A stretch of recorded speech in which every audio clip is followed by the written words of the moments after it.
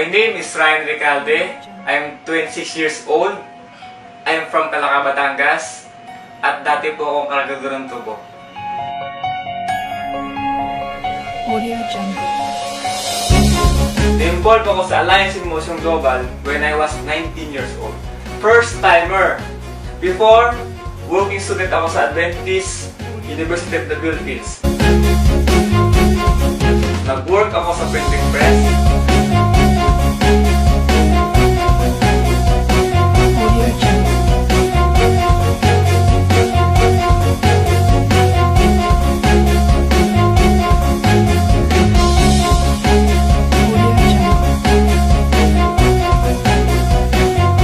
Dito na-introduce sa akin ng AIM Global. At doon nabuksan ang isipan ko at nabuhay ang mga pangarap ko. Hindi ako nakatapos sa pag-aaral, walang diploma. Kaya nakita ko sa AIM Global na dito mababago ang buhay ko.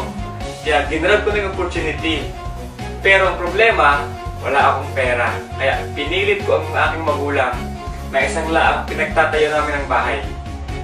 Grabe, hindi pala ganun kadali. Walang naniniwala sa akin, maraming nag-discourage sa akin, pero hindi ako nawalan ng pag-asa because I want to change my life. Gusto ko magkaroon ng magandang buhay ang pamilya ko. Sa awa tulong ng Diyos, after 6 months doing this business, biniyaan ako ng brand new car, Lancer GLX. After another 6 months, nakabili ako ng sariling bahay sa Taros Heights. Doon na lumaki yung grupo ko at nagtuloy-tuloy na yung blessing.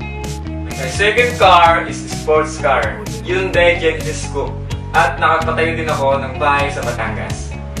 And my latest car is Montero Sports 2014, at kakabili ko lang ng condo sa ADV Avenue Tower, malapit lang sa office.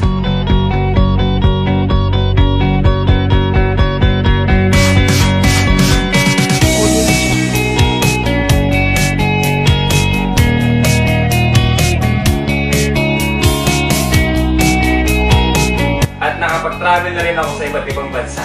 In my 6 years sa AIM Global, lahat ng meron ako ngayon, lahat ito ay galing sa AIM Global. Na-realize ko na bago mo ko isang bagay, kailangan mo talaga paghirapan. Basta huwag ka lang susuko at huwag mong sayangin ang oras mo.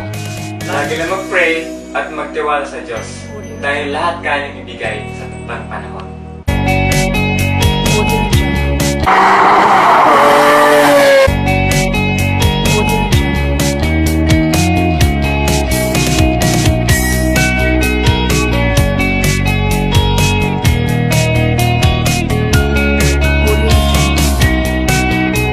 Salamat dahil mayroong AIM Global. Kung di dahil sa inyo, hindi ako ganito ngayon. And of course, my mentor, Kuya E, ang nagturo sa akin kung paano gawin ang tamang negosyo. Thank you so much. To God be the glory.